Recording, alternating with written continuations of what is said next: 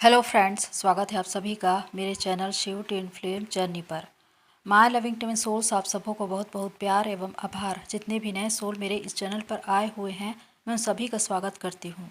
प्रियो, इस twin flame journey में जब आप सेपरेशन में होते हैं तो उस वक्त आपको ये कहा जाता है कि अपने ट्विन से लेट गो करो और अपनी इस जर्नी को पूरा करो। लेकिन बहुत से लोग ऐसा नहीं कर पाते, क्योंकि ट्विन से लेट गो कैसे करें। जो आपकी सोल से जुड़ा हुआ है उससे आप अलग कैसे हो सकते हैं। जिनसे आपकी कॉस्मिक मैरिज हुई है उनसे आप अलग कैसे हो सकते हैं। वो चौबीसों घंटे आपके दिमाग में रहता है, उसको ना तो आप भूल सकते हैं और ना ही उनसे मूव ऑन कर सकते हैं। तो फिर आप उनसे लेट गो कैसे करेंगे, और यहीं पर जर्नी स्टक हो जाती है। तो यहाँ पर मैं कुछ ऐसी बातें बता रही हूँ जिसके द्वारा आप अपने ट्विन को लेट गो भी कर सकते हैं और अपनी इस जर्नी को सफलतापूर्वक पूरा भी कर सकते हैं। विशेषकर लेट गो का अर्थ उनसे दूर भागना या पीछा छुड़ाना नहीं है, क्योंकि उनसे तो आप कभी पीछा छुड़ा ही नहीं सकते। ये सोल टू सोल कनेक्शन है, और वो जो कि फिज़िकल फॉर्म में एक इंसान के रूप में दिखाई देता है, वास्तव में वो एक सोल है और वो आपकी ही सोल है। तो फिर आप अपनी सोल से भागेंगे कहाँ, उनसे कैसे आप अलग हो सकते हैं। तो यहाँ पर सिर्फ आपको समझदारी से, बुद्धिमानी से कुछ ऐसे कार्य करने हैं जिससे आप सरलतापूर्वक अपने ट्विन्स को लेट गो कर सके और अपनी इस जर्नी को पूरा भी कर सके। तो आइए जानते हैं इसके विषय में। फर्स्ट है सरेंडर टू गॉड। जब आपके ट्विन चले जाते हैं तो आप उनसे सेपरेट हो जाते हैं, और ये वो समय है जब आप dark night of the soul में जाते हैं और वहाँ पर सबसे ज़्यादा दुख, तकलीफ़ और अकेलेपन का सामना करते हैं। वहीं पर आपकी आत्मा स्वयं को ढूंढती है और वहाँ पर डिवाइन से कन्वर्सेशन होता है। क्योंकि जब आप एकांत में होते हैं, जब आपकी प्रार्थना, आपका निवेदन डिवाइन तक पहुँचता है, तो आपके प्रश्नों का उत्तर मिलने लगता है और आपको पता चलता है कि आप ट्विन फ्लेम जर्नी में हैं। वो सारे साइन एंड सिम्टम्स मिलने लगते हैं जिसके द्वारा आप समझ जाते हैं कि आप इस जर्नी में हैं। उसके बाद आपको गाइड किया जाता है कि आप खुद पर काम करें, इनर वर्क करें, खुद को हील करें, बैलेंस करें। लेकिन यहाँ पर सबसे पहले डिवाइन को सरेंडर करना बहुत ज़रूरी है। इसके लिए आपको स्वयं को, अपने ट्विन को और अपनी इस जर्नी को पूरी रीति से डिवाइन को समर्पित कर देना है। अपनी सारी चिंताओं को उन पर छोड़ देना है और उनसे मार्गदर्शन मांगना है कि जिस जर्नी को उन्होंने आपको दिया है अब उसे वो ही पूरा कराए। और इसके बाद जब आप ये समर्पण करते हैं, डिवाइन के द्वारा आपको मार्गदर्शन मिलने शुरू हो जाते हैं और आपको स्वयं अपनी आत्मा के द्वारा वो सारे उत्तर मिलने लगते हैं। इस जर्नी में आगे बढ़ने के लिए वो सारी बातें आपके सामने खुद ब खुद आती जाती हैं। तो इस प्रकार डिवाइन को सरेंडर करके आप अपनी इस जर्नी में आगे बढ़ सकते हैं। सेकंड है एक्सेप्ट करना, यानी कि स्वीकार करना। इस जर्नी में जब आप सेपरेशन में होते हैं तो वो एक लर्निंग का समय है। आप बहुत कुछ सीखते हैं और उसके द्वारा ही आप अपनी इस जर्नी में आगे बढ़ पाते हैं। तो जब आप डिवाइन को सरेंडर करते हैं तो डिवाइन के द्वारा आपको बहुत से संकेत दिए जाते हैं, मार्गदर्शन दिए जाते हैं कि आप इस जर्नी में कैसे आगे बढ़ें। और इसके द्वारा आपको ये कहा जाता है कि सारी बातों को स्वीकार करना है, चाहे भली या बुरी। आपके जीवन में जो कुछ भी घटा हो उसे स्वीकार करो। और किसी ने भी आपके साथ कैसा भी व्यवहार किया हो, फिर चाहे वो आपके घर के लोग हो, ट्विन हो या दुनिया का कोई भी इंसान, आपको उन्हें इस बात के लिए क्षमा करना है। क्योंकि जब आप उन्हें क्षमा करते हैं तो आप स्वयं को मुक्त करते हैं, स्वयं को शांत करते हैं, स्वयं को स्वतंत्र करते हैं और उसके द्वारा शांतिपूर्ण स्थिति में अपनी ओर मुड़ जाते हैं। उसके बाद आपके मन में कोई गिले शिकवे नहीं होते, कोई नाराज़गी नहीं होती।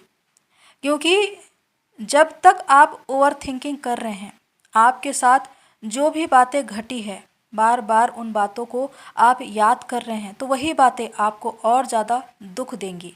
इसीलिए पुरानी बातों को भूलकर आगे बढ़ा जाए और इसके लिए सारी बातों को स्वीकार करना है। क्योंकि जब आपको ये पता चलता है कि ये ट्विन फ्लेम जर्नी है, तो आपको ये मालूम होता है कि ये एक डिवाइन प्लान से चलने वाली जर्नी है और अगर सब कुछ डिवाइन प्लान के अनुसार हो रहा है तो इंसान जो भी कह रहे हैं या कर रहे हैं वो तो सिर्फ एक औपचारिकता मात्र है, एक वजह है अवेकनिंग का। लेकिन जब आप सारी बातों को स्वीकार कर लेते हैं तो आप डिवाइन की व्यवस्था के अनुसार चलते हैं और इसके द्वारा स्वयं में एक शांतिपूर्ण स्थिति में आ जाते हैं और उस वक्त आपको अपनी ओर मुड़ना और खुद पर काम करना बहुत आसान हो जाता है। थर्ड पॉइंट है खुद पर फोकस करना। जब आपको ये कहा जाता है कि अपने ट्विन से लेट गो करो और खुद पर फोकस करो, तो वो इसलिए क्योंकि आप अपनी एनर्जी को सेव कर सके और अपनी इस जर्नी में आगे बढ़ सके। लेकिन होता ये है कि आपका दिमाग चौबीसों घंटे आपके ट्विन की ओर भागता है। आप ओवर थिंकिंग करते रहते हैं, चौबीसों घंटे उनके बारे में सोचते रहते हैं, उनके बारे में जानकारी लेते रहते हैं, उनको चेस करते हैं, उनकी डीपी, उनका फ़ोटो, उनका मैसेज, हर जगह आप उनकी जांच पड़ताल करते हैं। आप वेटिंग के एनर्जी में रहते हैं और इसकी वजह से लगातार आपकी एनर्जी उनकी ओर फ्लो होती रहती है और उनको एनर्जी मिलती रहती है। याद रखिए, जब तक उनको आपकी एनर्जी मिल रही है तब तक उनकी अवेकनिंग नहीं हो सकती। उनको अवेकनिंग में लाने के लिए आपको अपनी ओर मुड़ना ही होगा, अपनी ओर फोकस करना ही होगा, अपनी सारी एनर्जी खुद पर लगानी होगी, तभी उनकी अवेकनिंग शुरू हो पाएगी। वरना ये जर्नी स्टक हो जाती है। क्योंकि जब तक आप उनको चेस कर रहे हैं तब तक उनको एनर्जी मिलती रहती है और वो आपकी ओर रुख नहीं करते। तो यहाँ पर अपनी जर्नी में आगे बढ़ने के लिए और उसे सफलतापूर्वक पूरा करने के लिए ज़रूरी है कि खुद की ओर मुड़े और इसके लिए खुद पर फोकस करना ज़रूरी है। चाहे आप एक हाउसवाइफ हो, आप एक स्टूडेंट हो या फिर किसी कंपनी में कार्यरत हो, लेकिन आपको अपने काम पर यानी कि खुद पर फोकस करना ज़रूरी है। जब आप उस काम में अपना ध्यान लगाएंगे तो आपका ध्यान ऑटोमेटिक उनसे कम होने लगता है। उनकी याद पहले ज़्यादा आती थी लेकिन अब थोड़ी कम हो गई है क्योंकि आपका ध्यान अब खुद पर है। तो ऐसा करके आप अपनी एनर्जी को बचा भी सकते हैं और उसके द्वारा आप अपने जीवन में जो आपका लक्ष्य है, जो आपका उद्देश्य है या पर्पस है, उसकी ओर आगे बढ़ सकते हैं। फोर्थ पॉइंट है भावनाओं को दबाना नहीं है। इस ट्विन फ्लेम जर्नी में जब इनर वर्क, ध्यान, मेडिटेशन, साधना करने की बात कही जाती है तो इसका अर्थ है कि अपनी भावनाओं को रिलीज़ करना है, कभी भी उसे दबाना नहीं है। जब आप खुद पर काम करते हैं तो आपके जो डिज़ायर्स होते हैं वो अपने आप शांत होने शुरू हो जाते हैं। क्योंकि डिज़ायर्स वो हैं जिसे कभी भी ख़त्म नहीं किया जा सकता और यदि उसे आपने अधमरा करके छोड़ दिया तो वो और भी ज़्यादा चिल्लाएगा। इसीलिए खुद पर काम करके अपने सारे डिज़ायर्स को धीरे धीरे करके शांत किया जाता है, ताकि आप एक शांतिपूर्ण स्थिति तक पहुंच सके। कुछ समय पहले मेरे पास एक डीएफ आई थी जो मानसिक और शारीरिक रूप से अस्वस्थ थी, और उन्होंने बताया कि उनका एक वैवाहिक जीवन है उनके पार्टनर के साथ, लेकिन उनके साथ भी उनका संबंध ठीक नहीं है। उनके ट्विन हैं, उनके साथ भी उनका सेपरेशन चल रहा है, और इस स्थिति में वो शारीरिक और मानसिक रूप से बीमार थी, डिप्रेशन में थी, हताश और निराश थी। और इसका कारण ये था कि उन्होंने अपनी सारी भावनाओं को दबा लिया था। होता ये है कि जब आप अपने इमोशंस आप उन्हें एक्सप्रेस नहीं करते, आप उन्हें अंदर ही दबा लेते हैं, तो इससे गड़बड़ियाँ शुरू होती है। जब भी आपके डिज़ायर्स आते हैं और आप उनका दमन करते हैं, तो उस वक्त आपके चक्रास ब्लॉक होने शुरू हो जाते हैं, और उसके बाद आप में शारीरिक और मानसिक परेशानियां आनी शुरू होती है। तो जब आप ये देख रहे हैं कि आपको बहुत गुस्सा आ रहा है, आप में एंगर है, आप में असुरक्षा की भावना है, आपके भीतर डर है, आपको चिंताएं सता रही है, आप गिल्ट में हैं, इसका मतलब कि आपका रूट चक्र ब्लॉक है। और रूट चक्र के ब्लॉक होने की वजह से ही आप बार बार बीमार भी पड़ते हैं, क्योंकि रूट चक्र ही आपका आधार है। जब तक आधार ही सही नहीं है, तब तक एक बिल्डिंग कैसे स्थायी रूप से बनेगी। तो इसके लिए ज़रूरी है कि अपने रूट चक्र पर काम करें। यदि आपके सेक्सुअल थॉट्स आते हैं और उसे आप दमित कर लेते हैं, तो इससे आपका सेकंड चक्र यानी कि सैक्रल चक्र ब्लॉक होता है, और इससे भी आप में बहुत से मानसिक और शारीरिक परेशानियां या समस्याएं उत्पन्न होती है। तो इस प्रकार से जो मानव मन की भावनाएं हैं या उनके डिज़ायर्स हैं, यदि आप उन्हें ज़बरदस्ती दबाने की कोशिश कर रहे हैं, तो इसका दुष्प्रभाव आप पर ही पड़ेगा।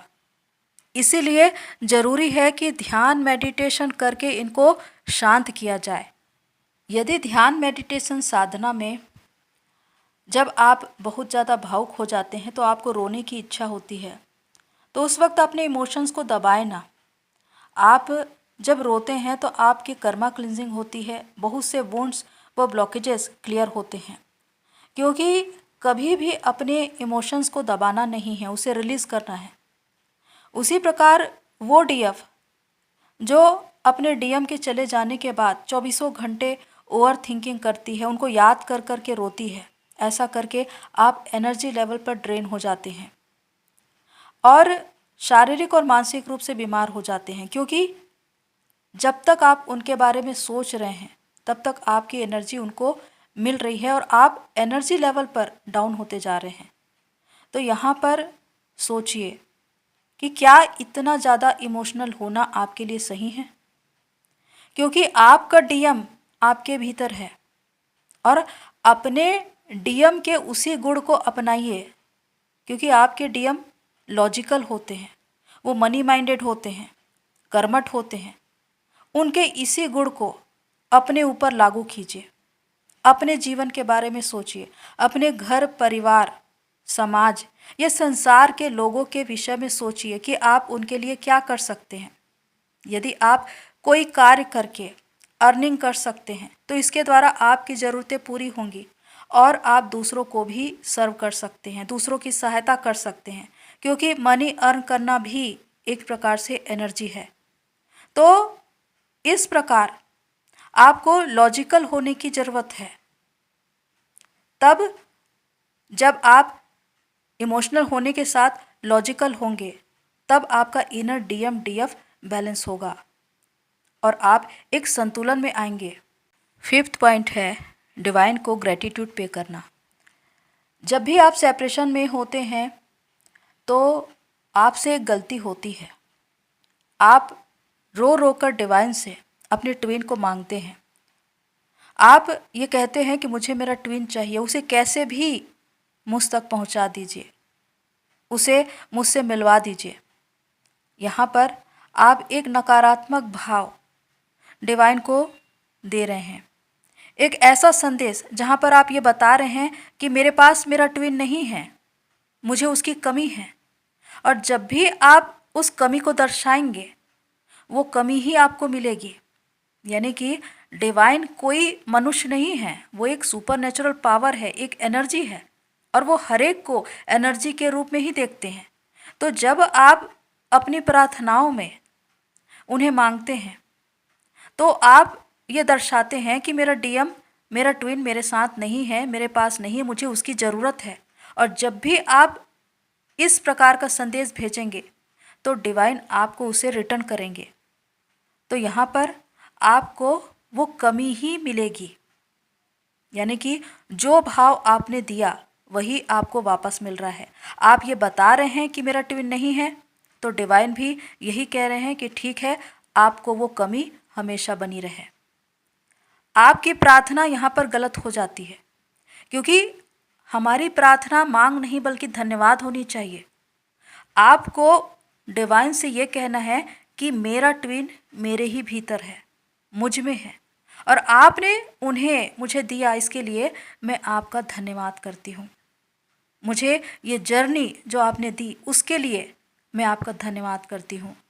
मैं इस जीवन के लिए और इस जीवन में मुझे जो कुछ भी मिला है उसके लिए धन्यवाद करती हूँ। तो इस प्रकार जब आप हर एक बात के लिए, अपने ट्विन के लिए, अपने जीवन के लिए धन्यवाद देंगे डिवाइन को, तो वो ब्लेसिंग के रूप में आपको वापस मिलेगी, और इतना मिलेगी कि आप उसे संभाल नहीं पाएंगे, क्योंकि ये एक कुंजी है, एक चाबी है डिवाइन को धन्यवाद करना, क्योंकि इसके द्वारा आपकी खुशी, आनंद, सुख, चैन बढ़ता है। तो प्रियो, ये वो सारी बातें हैं जिसके द्वारा आप अपने ट्विन को लेट गो करके अपनी इस जर्नी में आगे बढ़ सकते हैं और इसे सफलतापूर्वक पूरा कर सकते हैं। ट्विन को लेट गो करना, उनसे पीछा छुड़ाना या उनसे भागना नहीं है, बल्कि खुद पर फोकस करना है। सारी बातों को स्वीकार करते हुए आगे बढ़ना है, अपनी एनर्जी को बचाना है, सेव करना है, उसे अपनी क्रिएटिविटी में लगाना है, जिससे आप अपने उद्देश्य तक पहुंच सके, अपने सोल पर्पस तक पहुंच सके। उसी प्रकार अपने इमोशंस को कभी भी दबाए ना, बल्कि उसे रिलीज़ करें, ताकि आप खुद को हील कर सके। हर वक्त डिवाइन को धन्यवाद करते हुए आप अपनी ज़िंदगी में ब्लेसिंग्स को ही आकर्षित करें, और इसके द्वारा आप और भी ज़्यादा खुशी, आनंद और संतुष्टि के भाव को पाएंगे, और इसके द्वारा आप अपनी इस जर्नी को पूरा कर पाएंगे। तो जब आप जागृत होंगे, आपकी जर्नी पूरी होगी, तो आपके ट्विन की भी जर्नी पूरी होगी, क्योंकि आपकी जर्नी से उनकी जर्नी जुड़ी हुई है। तो प्रियो, ये वो सारी बातें हैं, होप सो आपको हेल्प करे। तो आज के लिए इतना ही, फिर मिलते हैं नेक्स्ट वीडियो में। तब तक के लिए take care and God bless you all. मेरी सोल फैमिली, आप सभी की जर्नी पूरी होए।